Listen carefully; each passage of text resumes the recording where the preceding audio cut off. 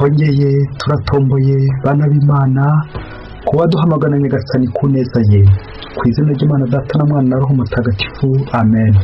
Amahoro bana b'Imana, nimuhumure, Imana iradukunda, ije kudukiza kuri uyu wa mbere w'icyumweru cya 21 mu byumweru bisanzwe, tariki 24 Kanama 2026, ngo duhimbaza Mutagatifu Baritolomayo intumwa.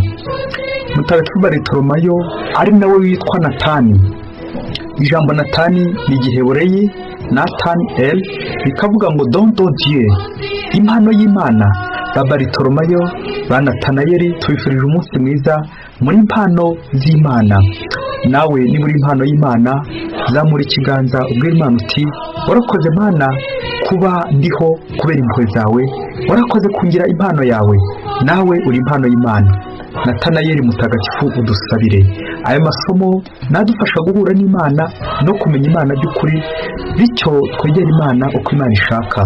Isomo rya bimwe mu bitabo cy'Ibyahishuriwe Yohana intumwa, umutwe wa 21 umurongo wa 9 kugeza ku 14. Njyewe Yohani nabonye umumarayika maze arambwira ati ngwino nkwereke umwari, umugeni wa ntama. Ubwo njyanwa buroho ku musozi munini kandi muremure, maze anyereka umurwa mutagatifu Yerusalemu yirukaga iva mu ijuru ku Mana. Wararabagiranaga wisesuye ikuzo ry'Imana ubwayo, ububengerane bwawo bwari bumeze nk'ibuye rya gaciro gakomeye, mbese nk'ibuye rya yasipi ibonerana. Uwo murwa wari uzengurutswe n'inkike nini kandi ndende, ukagira amarembo 12, kandi kuri ayo marembo hakaba abamarayika 12 n'amazina yanditseho. Ayo mazina ni ay'imiryango 12 y'Abayisiraheli. Mu burasirazuba hari amarembo 3, mu majyaruguru amarembo 3, mu majyepfo amarembo 3, no mu burengerazuba amarembo 3. Inkike zikikije uwo murwa zari zubatse ku mfatiro 12, zanditseho amazina y'intumwa 12 za ntama. Iryo ni ijambo ry'Imana. Zaburi 145. Nshuti z'Uhoraho, nimurate ikuzo ry'ingoma ye. Uhoraho ibiremwa byawe byose nibyo bigushima, abayoboke bawe bagusingize. Bazarate ikuzo ry'ingoma yawe, batangaza ubushobozi bwawe. Bazamenyeshe bene muntu ibigwi byawe, n'ikuzo ritamaze ry'ingoma yawe. Ingoma yawe ni ingoma ihoraho mu bihe byose, ubutegetsi bwawe buzaramba uko ibisekuruza bigenda bisimburana. Uhoraho ni umunyabutungane mu nzira ze zose, akarangwa n'urukundo mu bikorwa bye byose. Uhoraho aba hafi y'abamwiyambaza bikuye ku mutima. Inshuti z'Uhoraho, nimurate ikuzo ry'ingoma ye. Nyagasani Yesu nabane namwe. Amagambo y'Ivanjili ntagatifu yanditswe na Yohani, umutwe wa 1, umurongo wa 45 kugeza ku 51. Muri icyo gihe Filipo nawe aza guhura na Natanayeli, aramubwira ati wa wundi wanditswe mu mategeko ya Musa no mu bahanuzi, twamubonye, ni Yezu w'i Nazareti mwene Yosefu. Nuko Natanayeli aramubwira ati hari ikintu cyiza cyaturuka i Nazareti? Filipo aramusubiza ati ngwino wirebere. Yezu abonye Natanayeli aje amugana, aravuga ati dore umuyisiraheli w'ukuri utarangwaho uburyarya. Natanayeli aramubwira ati unzi ute? Yezu aramusubiza ati Filipo ataraguhamagara uri munsi y'igiti cy'umutini nakubonaga. Natanayeli aramusubiza ati Rabi, koko uri umwana w'Imana, uri umwami wa Isiraheli. Yezu aramubwira ati wemerwe nuko nkubwiye ngo nakubonye uri munsi y'umutini, uzabona ibitambutse ibyo ngibyo. Arongera aramubwira ati ndakubwira ukuri koko, muzabona ijuru rikinguye n'abamarayika b'Imana bazamuka kandi bamanuka hejuru y'Umwana w'umuntu. Iyo ni Ivanjili ntagatifu. Yezu ati dore umuyisiraheli w'ukuri utarangwaho uburyarya. Amen. Bayoboke b'Imana, nimugire amahoro. Aha tugeze ni kuri buri munsi.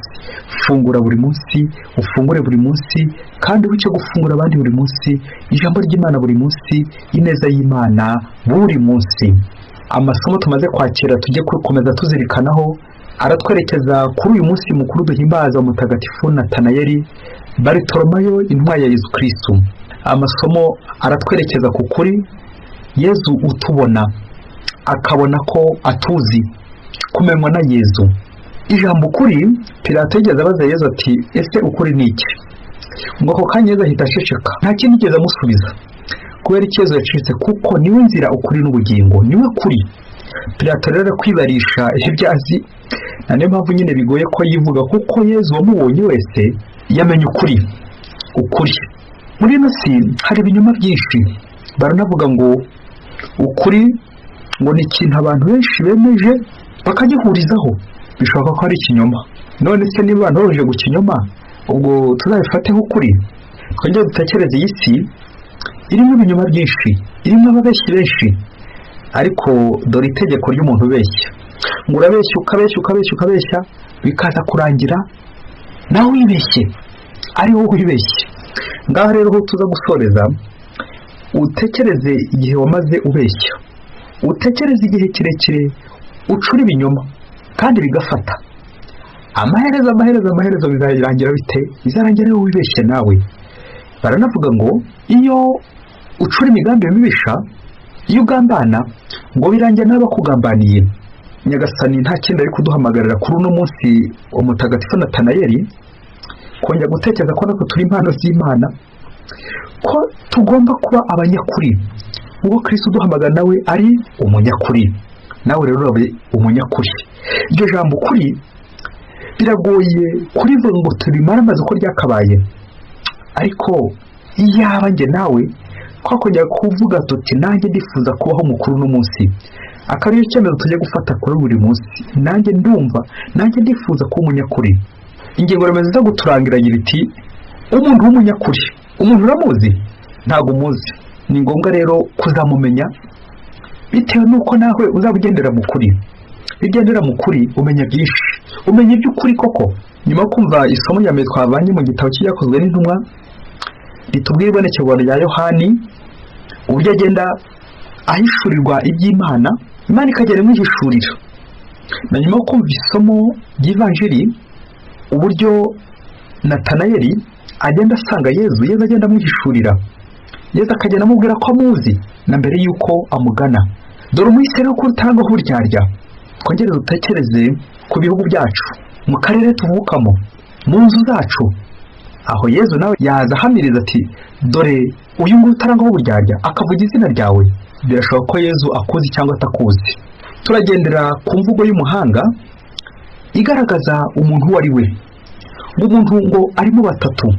Ibi nawe uze kongera ubitekerezaho neza, ntubimire bunguri, maze umenye umuntu uwo ari we. Ngo umuntu wa mbere ngo nuko abandi bakuzi. Abandi bashobora kuba bakuzi neza cyangwa nabi. Bamwe bashobora kuba bakuzi nabi, bakaguharabika, bakagusebya, bakagutaranga, bagakuvuga nabi. Ibyo byose nuko nyine bumva baguharabika, bakuvuga nabi, bakuzi. Bashobora kuba banakuzi neza, bakagutaka nawe ukitakuma, bakagutaka, bakagusiga hasiga ukazinogereza, bagakuvuga neza, kubera ko aho bagarukira, ubumenyi bwabo bugarukira aho ngaho nyine. Birashobora no guterwa nuko hari icyo baguhaye cyiza, birashobora no gutera ko hari icyo wabahaye, nuko bakanga kurekura umugati, bakanga kwa mugati waza bacamya y'intoki, bakomeza bagutaka, ariko bajyanye bakagutuka. Abantu nuko bateye, uko abandi bakuzi. Bashobora kuzi neza cyangwa nabi, bagutaka hirya bakagutuka. Ibyo ngibyo nawe uzi kwisuzuma, abo ubereye umuyobozi cyane cyane, abo ubereye shefu, ndetse abo mukorana n'aho mugendana, ese bakuzi bate? Bakuvuga bate? Neza cyangwa nabi? Biraterwa uko bakuzi cyangwa batakuzi. Umuntu wa kabiri ni uko wiyizi. Harimo Kinyarwanda ivuga ngo ntawe wivuga amabi kandi ameza ahari. Hari uko twiyizi, rimwe na rimwe tukaba twaniyemera, tukibona, twarangiza kwibona ntitubona abandi, twebwe uko twiyizi. Ati njyewe ndiyizi. Bya bindi Socrate avuga ati connais-toi toi-même, imenya ubwawe. Birashoboka ko Socrate yari yabonye asanga tutiyizi, ati banza wimenye, imenya ubwawe. Uko umuntu yizi akenshi arangwa no kwibona, kwibonekeza, kwivuga ibyiza, kwivugira ibigwi, kwitaka. No kwibaza ngo ese koko n'imbere birahuye. Akenshi kwibona bikunze kugaragara iyo hari abandi batuvuze nabi uko twebwe tutari twiyizi. Aramvuze nabi, ugasanga turi gucura itiku, ugasanga turi mu mirwano kubera ko undi yakuvuze nabi, kubera ko yaguharabitse. Uko niko umuntu yizi, uko yize wowe ubwawe. Umuntu wa gatatu ngo ni umuntu bita uko Imana yikuzi, uko Imana ikuzi by'ukuri. Kuko uriya muntu ashobora kuba akuzi nabi cyangwa neza, mugenzi wawe cyangwa gurupe runaka bakuvuga neza cyangwa nabi, ariko atari ko Imana yibibona. Kimwe nuko nawe ushobora kwiyerekana neza cyangwa nabi, reka tuvuge nabi, ibyo ntibikunze kubaho, ariko bidahuye nuko Imana ye ikuzi.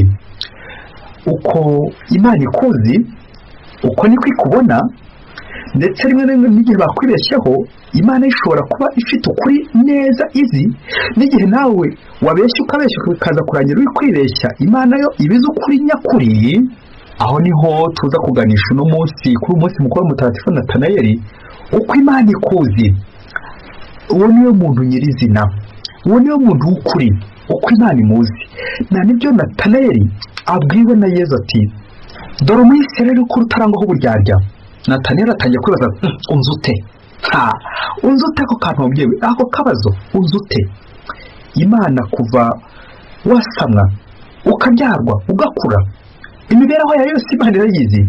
Uhoraho Imana arakuzi, nta na kimwe gisaba Imana mu buzima bwawe, byose Imana irabizi.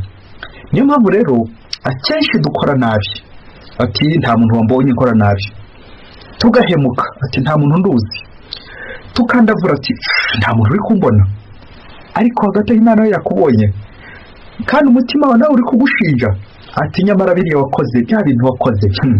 Waba wicaye ahandi, ati bya bintu wakoze, umutima ukagenda ukubwira, iyo ni Imana iri kukubwira ati wowe yiziho ko uri umuntu mwiza, witwara neza, uri inyangamugayo ku isi, munsi no mu ijuru.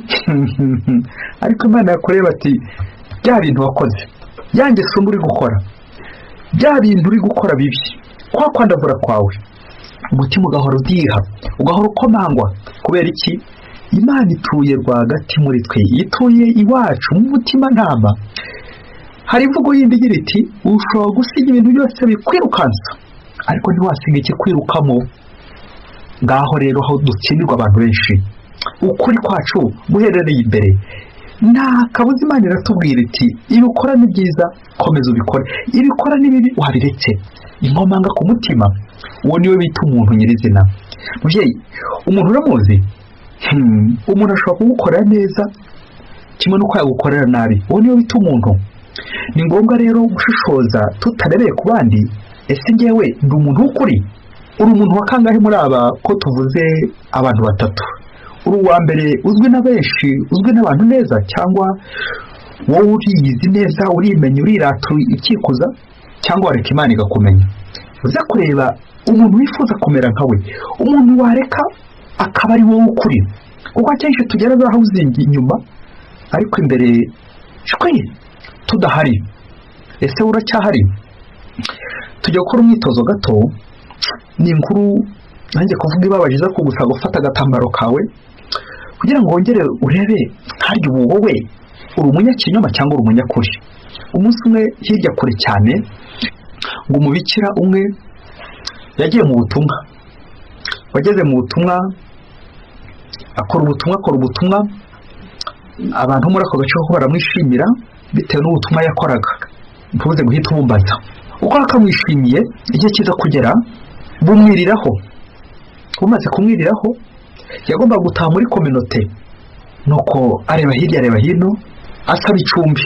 Ati nta kundi ndabona bunyiriyeho kugira ngo baze kundira mu nzira, reka nsaba icumbi.